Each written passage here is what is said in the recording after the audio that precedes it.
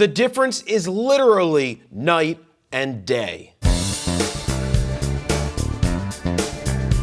Jared Polin, PhotoPhoto.com, and I've gotten a lot of requests to share my thoughts on the photos that are coming back from the Artemis II mission. Now, the Artemis II mission is going around the moon, and along the way, it is taking a lot of photos, or the astronauts on board have been trained to take photos, and they've taken Nikon cameras up there. The camera that Artemis 3 will take and Artemis 4 will take to the surface of the moon is going to be a Z9 by Nikon, and we fought pretty hard to get just that camera on board. We'll also have our two Nikon D5s, which are great in low light and great for optical viewing of the lunar surface with our long lens. So lots of good photo TV work. Now, this isn't about whether they should have taken Nikon cameras or some other form of cameras, because guess what?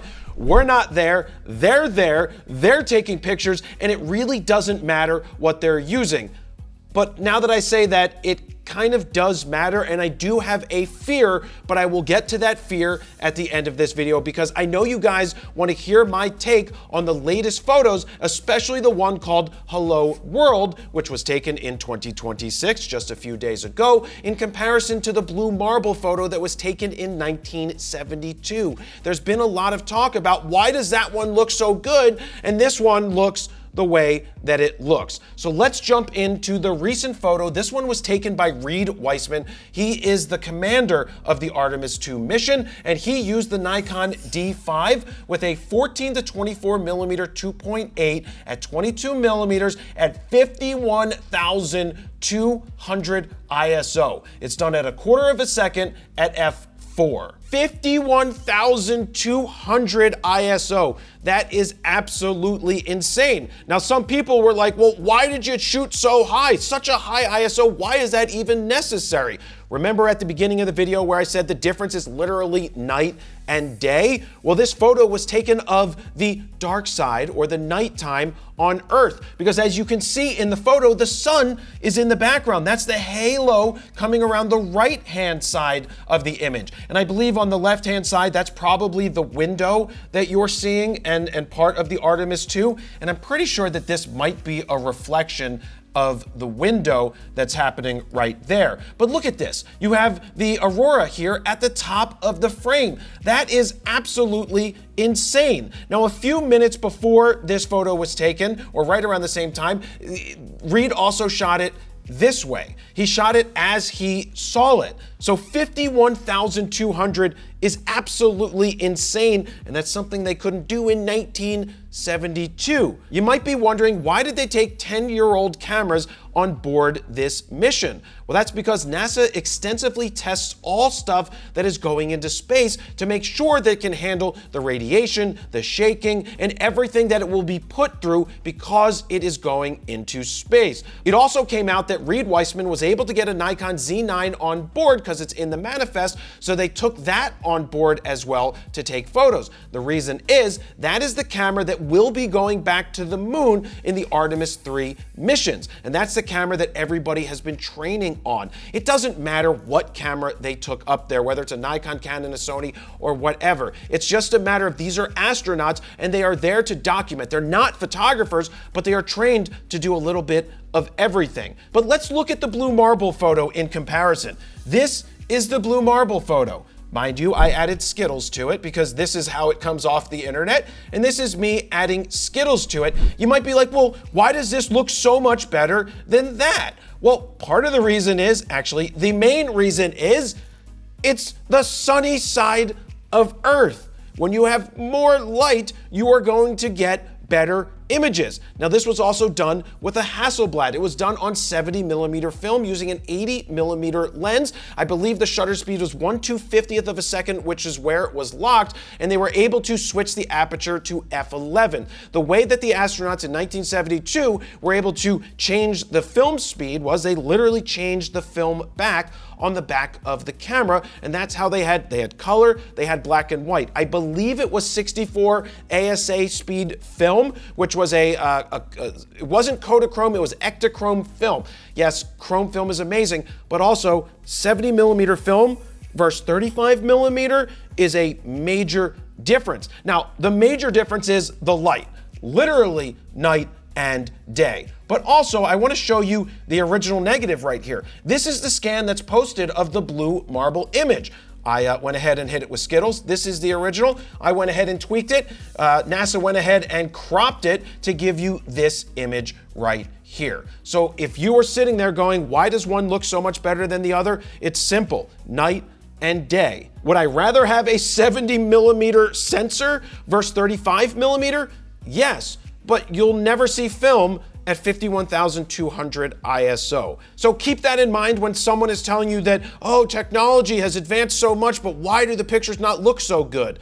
It's literally night and day, as I've already said. A quick side note, I did photograph Reed Weissman back in 2019. This is him when he was going into the neutral buoyancy lab, when they were going into the pool. Let me just show you, because I was there. Here are the photos. This is the space station under the water. So I was there, and remember, if you're media or press, or you want to do an assignment, or you're in school and you want to go to NASA, just call NASA. Talk to the media department. Say, I am doing a story on, and guess what they're gonna say? When would you like to come down? Because remember, they are a government organization. We pay taxes. We can get access to this stuff. Now, don't go there if you just wanna go there for fun. Have an assignment. That's exactly what I did. I had an assignment, and I've been to 3 different NASA locations now. But what I found cool, I just want to quickly show you this. For astronauts use only, I did not sit there. I just found it funny that there was a mannequin under there, and this is Reed Weissman. I had no idea when taking these in 2019 that I would come back to these images today and be like, wow, that was Reed Weissman. I was actually using a Nikon Z7 back in the day. Astronaut in chair, astronaut getting ready to go into the water, and I just had access to do these photos. Him staring right at me. This photo is actually available on my website if you'd like to purchase one. I just love that you have the flag in his eye right there. I love this photo a lot. Anyway, a couple more here. Going in, but look at this. Right here. Just as he's peeking, bobbing above the water, his eye is peeking out, and we got that awesome photo of him. Now, another photo that Reed beamed back, now they used lasers, by the way. They actually beam this stuff with a direct laser connection back to NASA, and they're able to transfer, so much data so quickly. It is insane. I actually am really partial to this image. Really like the feeling of this photo.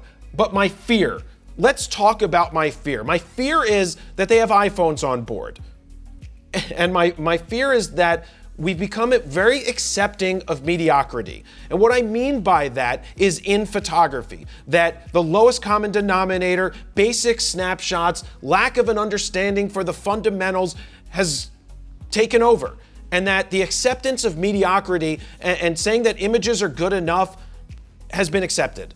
And that's my fear, is that we're going too far down that road.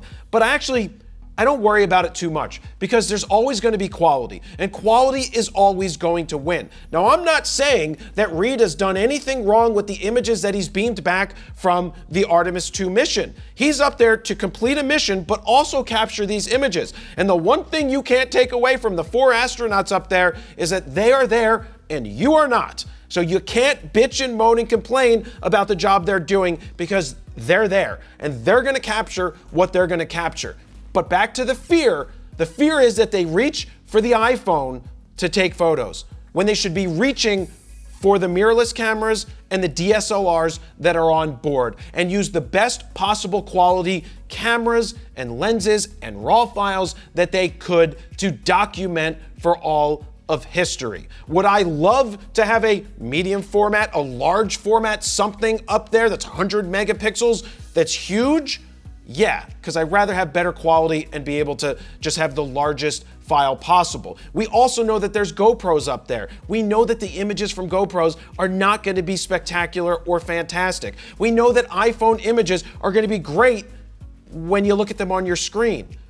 But when you can go back to that blue marble photo from 1972 and zoom in on it because of how large of a file you get off of a 70 millimeter image for something that's off of 35 millimeters or something that is off of a teeny tiny iPhone sensor. Look, it's amazing that you could take an iPhone into space and you could take pictures with it. But just because you have it doesn't mean you really should. That's my fear, is that they take only pictures that matter with a cell phone and you're left with these super compressed small files. I think one of the coolest things right now is that the world is talking about photography. I mean, should they be talking more about the mission? Yes, but photography is a part of it. But it's not just about gear, and settings. These are astronauts on a mission. The images are secondary. They're amazing, they're great. Do I want to see the best qualities with honors, sir? Yes. But my fear, as I said, is mediocrity. Accepting mediocrity. Let's not accept that as a people. Let's try to do the best that we can. I'm thoroughly looking forward to the images that get beamed back from the Artemis II because it's historic, it's amazing, it's interesting, it's scientific. I can't wait to see what they capture. And so far, Reed has done a fantastic job beaming those images back. Thank you very much for watching. Jared, PolinPhotoPhoto.com. See ya.